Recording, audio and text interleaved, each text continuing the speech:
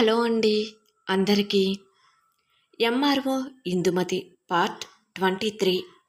నువ్వు నీ పరీక్షపైనే దృష్టి పెట్టు అంటాడు.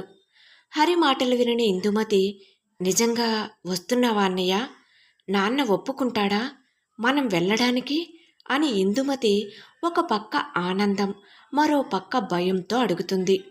నేను అదంతా చూసుకుంటాను, నువ్వు భయపడకు, నువ్వు సిద్ధంగా ఉండు అని భరోసా ఇస్తాడు హరి. ఈ సంభాషణ తర్వాత ఇందుమతికి కొంచెం ఊరట కలుగుతుంది. తన అన్నయ్య తన కోసం వస్తున్నాడు అని తెలిసి ఆమెకు ధైర్యం వస్తుంది. పరీక్ష డేట్ కోసం ఇందుమతితో మాట్లాడిన వెంటనే హరి రాజమండ్రి హాస్టల్ నుండి బయలుదేరటానికి సిద్ధమవుతాడు. తన ప్రయాణానికి ఎలాంటి అనుమానం రాకుండా ఉండేందుకు సాధారణంగా లగేజ్ బ్యాగ్తో ఎలా వెళ్తాడో అలానే బయలుదేరుతాడు. బస్సు ఎక్కటానికి బస్టాప్కి వెళ్తాడు. ఎటువంటి సెలవు లేకపోయినా హరి అకస్మాత్తుగా ఇంటికి వస్తున్నాడని తెలియగానే సత్యనారాయణ, పార్వతి కొంచెం ఆశ్చర్యపోతారు. ఇంటికి చేరుకోగానే హరిని చూసిన సత్యనారాయణ, పార్వతి సంతోషపడతారు. పార్వతి ఆప్యాయంగా పలకరిస్తుంది. సత్యనారాయణ, ఏంట్రా హరి, ఏ పండగ లేదు, పబ్బం లేదు, సడన్గా వచ్చావేంటి అని అడుగుతాడు. హరి చిరునవ్వి నవ్వి, ఏం లేదు నాన్న, ప్రాజెక్ట్ వర్క్ కొంచెం ఉంది, హాస్టల్లో అంతగా కాన్సంట్రేషన్ కుదరట్లేదు, మన ఇంటి దగ్గరైతే ప్రశాంతంగా చేసుకోవటానికి ఉంటుంది, మిమ్మల్ని చూసినట్టు కూడా ఉంటుందిగా అని తెలివిగా చెబుతాడు హరి. సత్యనారాయణ అతని మాటలను నమ్ముతాడు. ఇందుమతికి మాత్రం హరి మాటల్లోని అసలు ఉద్దేశం అర్థమై మౌనంగా నవ్వుకుంటుంది. పరీక్షకు 2 రోజుల ముందు ఇందుమతి గదిలో కూర్చుని చదువుకుంటూ ఉంటుంది. ఆ సమయంలో హరి ఆమె దగ్గరికి వెళ్తాడు. ఇందు అని పిలుస్తాడు. పుస్తకాలలో తల దూర్చి ఉంచిన ఆమె తల పైకెత్తి చూస్తుంది.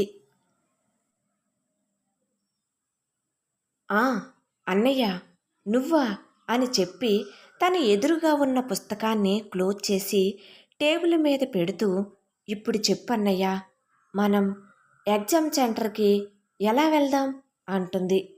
ఏం లేదిందు, చాలా సింపుల్, నేను నా ప్రాజెక్ట్ వర్క్ ఉందని చెప్పాను కదా, దానికి సంబంధించిన కొన్ని బుక్స్ తీసుకోవటానికి టౌన్కి వెళ్తున్నానని, నాతో పాటుగా నిన్ను కూడా తీసుకువెళ్తున్నానని చెబుతాను. నిన్ను ఎందుకని అడిగితే, ఎలాగో పెళ్ళి దగ్గర పడుతుందిగా, నీకు కావలసిన వస్తువులు తీసుకోవటానికని చెప్పు, సింపుల్ అంటాడు. నాన్న ఒప్పుకుంటాడంటావా అని దిగులుగా అడుగుతుంది ఇందుమతి. తప్పకుండా ఒప్పుకుంటాడు అని ధైర్యం చెబుతాడు హరి. మరి అమ్మా అని సందేహంగా అడుగుతుంది ఇందుమతి.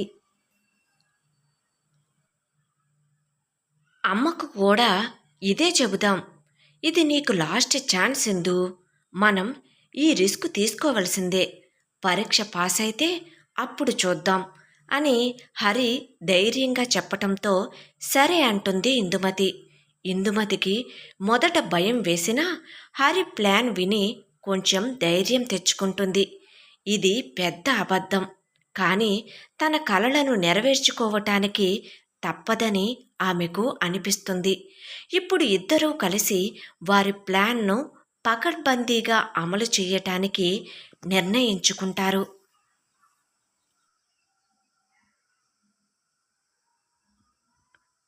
మెయిన్స్ పరీక్షకు సరిగ్గా ముందు రోజు రాత్రి ఇంట్లో పనులన్నీ ముగించుకుని అందరూ భోజనం చేయటానికి సిద్ధమవుతారు. సత్యనారాయణ, పార్వతి, హరి, ఇందుమతి అందరూ కలిసి భోజనం చేస్తూ ఉంటారు. భోజనం చేస్తూనే హరి తన ప్లాన్ అమలు చేయటానికి సరైన సమయం కోసం వెయిట్ చేస్తూ ఉంటాడు. భోజనం పూర్తయిన తరువాత పార్వతి వంటగదిలో అంట్లు తోమి సర్దుకుంటూ ఉంటుంది. హరి నెమ్మదిగా తన తల్లి దగ్గరికి వెళ్తాడు. ఇందుమతి కూడా తల్లి ప్రక్కనే నిలుచుని ఉంటుంది. తన అన్నయ్య ఏం మాట్లాడుతాడో అని ఆతృతగా వింటూ ఉంటుంది. అమ్మా అని హరి మెల్లగా పిలుస్తాడు. ఏంట్రా బాబు చెప్పు అని కొడుకు వైపు చూస్తుంది. అమ్మా నువ్వే నాన్నతో మాట్లాడాలి. నేను రేపు ఉదయం తెల్లవారుజామునే రాజమండ్రి వెళ్ళాలి అని హరి మెల్లగా చెబుతాడు. సత్యనారాయణ అప్పటికే భోజనం చేసి ఎప్పుడూ కూర్చునే చోటనే కూర్చుని చుట్ట చుట్టుకుంటూ ఉంటాడు. హరి మాట వినగానే భర్త వైపు చూస్తుంది పార్వతి. అతడు చుట్ట చుట్టుకుంటూ కనిపిస్తాడు. నేనెందుకురా, నువ్వే చెబుదువుగాని రా అని చెప్పి కొడుకు చేయి పట్టుకుని భర్త దగ్గరికి తీసుకువచ్చి ఎదురుగా నిలుచోబెట్టి, ఏమండి, మన హరి రేపు రాజమండ్రి వెళ్తాడట అంటుంది. అయ్యో అవునా, ఈరోజే కదా వచ్చాడు, అప్పుడే హాస్టల్కి వెళ్ళిపోతున్నాడా అంటాడు. అసలు విషయం తెలియక సత్యనారాయణ, అలా కాదండి, తెల్లవారుజామునే వెళ్తాడట అంటుందామె. ఎందుకురా అంత పొద్దున్నే, ఏదైనా అర్జెంటా అని ఆశ్చర్యంగా అడుగుతాడు సత్యనారాయణ. అవును నాన్న, నా ఎంటెక్ ప్రాజెక్ట్ వర్క్కు సంబంధించిన కొన్ని ముఖ్యమైన పనులు ఉన్నాయి. కొన్ని బుక్స్ తీసుకోవాలి. రేపు ఉదయాన్నే వెళ్తే గాని పని అవ్వదు. అందుకే ప్రొద్దున్నే బయలుదేరితే పని త్వరగా పూర్తవుతుందని రేపు సాయంత్రం లోపు తిరిగి వచ్చేస్తాం అని హరి నమ్మకంగా నెమ్మదిగా చెబుతాడు. వచ్చేస్తానంటున్నావు, ఇంకా ఎవరు వస్తున్నారు నీతో అంటాడు సత్యనారాయణ ప్రశ్నార్థకంగా. అక్కడే నిలుచున్న ఇందుమతి గుండె జల్లుమంటుంది. ఇప్పుడు అన్నయ్య ఎలా ఒప్పిస్తాడో అని ఆశ్చర్యంగా గుడ్లు అప్పగించి చూస్తూ ఉంటుంది. హరి ఇందుమతి వైపు చూస్తాడు. ఇందుమతి తన అన్నయ్య కళ్ళల్లోకి చూసి చెప్పమన్నట్లుగా సైగ చేస్తుంది. అమ్మా, నాన్న, ఇందు కూడా నాతో పాటు వస్తుంది అని హరి మెల్లగా అంటాడు. ఆ మాట వినిన సత్యనారాయణ, పార్వతి ఆశ్చర్యంగా ఇద్దరి వైపు చూస్తారు. ఇందునా, ఎందుకట, తనకేం పని ఉంది అని సత్యనారాయణ ప్రశ్నిస్తాడు. నా కోసం అన్నయ్య ఇక్కడి వరకు వచ్చాడు, ఈ విషయాన్ని నేనే ఒప్పించగలగాలి అని మనసులో అనుకుంటూ, అదే నాన్న, పెళ్ళి దగ్గర పడుతుందిగా, టౌన్లో అయితే పెళ్ళికి టైలర్ నా బట్టలు బాగా కుడతారు. మరి నా పెళ్ళి పెద్ద కళ్యాణ మండపంలో జరుగుతున్నప్పుడు పెళ్ళికి పట్టుచీరకు తగిన జాకెట్లను బాగా కుట్టించుకుంటేనేగా నేను ఇంకా అందంగా కనిపించగలను. నేను ఒక్కదాన్నే అయితే ఎలాగూ వెళ్ళలేను. అన్నయ్య కూడా నాకు తోడుగా ఉన్నాడు కాబట్టి అన్నయ్య ప్రాజెక్టు వర్క్ పని, నా బట్టలు కుట్టించుకునే మిషన్ షాపు దగ్గర పని, రెండు పనులు ఒకేసారి పూర్తి చేసుకుని వచ్చేస్తామని చెబుతుందామే. కూతురు నోట నుండి తన పెళ్లి గురించి చెప్పగానే సంబరపడిపోయిన సత్యనారాయణ, ఓ అలానా, మరి అందంగా ఉండాలంటే మంచి బట్టలు వేసుకోవాలిగా, తప్పకుండా వెళ్ళు తల్లి అని తన అంగీకారాన్ని తెలుపుతాడు సత్యనారాయణ. కానీ జాగ్రత్తగా వెళ్ళండి, తెల్లవారుజామునే బయలుదేరుతున్నారు కాబట్టి మీకు టౌన్కి వెళ్ళేసరికి వెలుతురు వచ్చేస్తుందిలే అంటూ చుట్టుకున్న చుట్టను నిప్పుతో అంటించుకుని నోట్లో పెట్టుకుంటూ చెబుతాడు సత్యనారాయణ. హరి, ఇందుమతి ఇద్దరూ ఒకరినొకరు చూసుకుని ఊపిరి పీల్చుకుంటారు. తమ ప్లాన్లో మొదటి అంకం విజయవంతం అవుతుంది. తల్లిదండ్రుల అనుమతి లభిస్తుంది. తమ రహస్యం బయటపడకుండానే వారికి పరీక్షకు వెళ్ళే అవకాశం దక్కుతుంది. సరే, ఇక వెళ్ళి నిద్రపోండి, నాన్న వెళ్ళమన్నారుగా అని పార్వతి ఇద్దరినీ లోపలికి వెళ్ళమంటుంది. సరే అని చెప్పి ఇందుమతి హరి ఇద్దరూ లోపలికి వెళ్తుండగా, నువ్వు సూపర్ ఇందు, అసలు నేను అంత ధైర్యంగా నీతో చెప్పాను కానీ నాన్నతో ఆ విషయం ఎలా చెప్పాలో అర్థం కాలేదు అంటాడు హరి. నాకు కూడా ఏం చెప్పాలో అర్థం కాలేదన్నయ్యా. నాన్నకు నాకు పెళ్ళి అంటేనే ఇష్టం, అందుకే అదే మాటని చెప్పాను అంటుంది. సరే, ఎర్లీగా నిద్రలెగు, గుడ్ నైట్ అని చెప్పి వెళ్ళిపోతాడు హరి. గుడ్ నైట్ అన్నయ్య అని చెప్పి ఇందుమతి కూడా తన గదిలోకి వచ్చేస్తుంది. హరి తన గదిలోకి వెళ్ళిన వెంటనే తన మొబైల్ని తీసుకుని ఆ ఊరిలోని కలిసి చదువుకున్న ఒక ఫ్రెండ్కి కాల్ చేసి, అరే అంటాడు. చెప్పండి సార్, ఈ టైంలో గుర్తుకు వచ్చానంటే ఎవరో అమ్మాయికి కాల్ చేయబోయి నాకు చేసినట్లున్నారు, చెక్ చేసుకోరా అంటాడు ఆట పట్టిస్తున్నట్లుగా అటువైపు మాట్లాడుతున్న వ్యక్తి. చీ, నోర్మి, ఎప్పుడూ ఒకటే గోల అంటాడు హరి.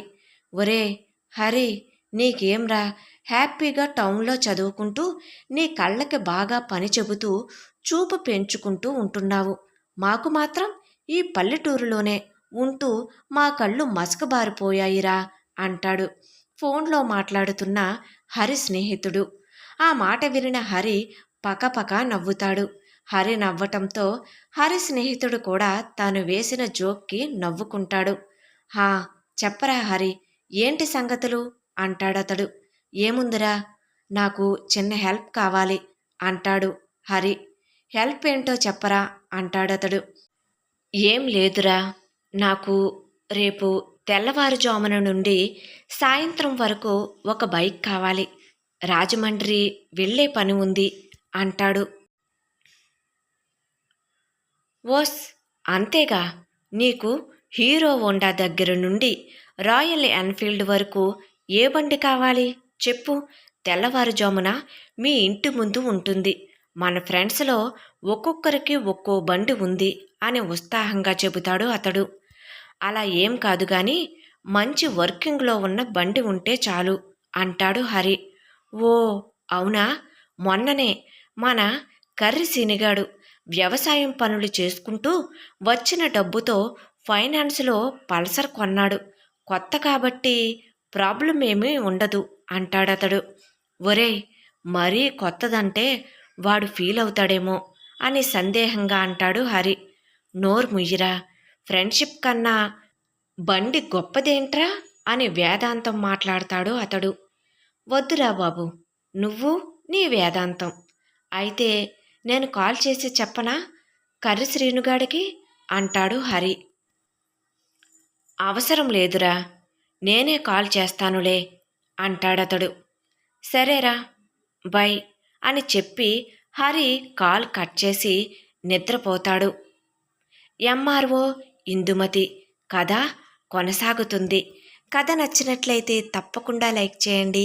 అదేవిధంగా సబ్స్క్రైబ్ చేసుకుని ఎంకరేజ్ చేయగలరండి. ఈ కథకు సంబంధించిన మిగిలిన అన్ని పార్ట్స్ కూడా మన ఛానల్లో ప్లేలిస్ట్లో సేవ్ చేయబడి ఉన్నాయండి.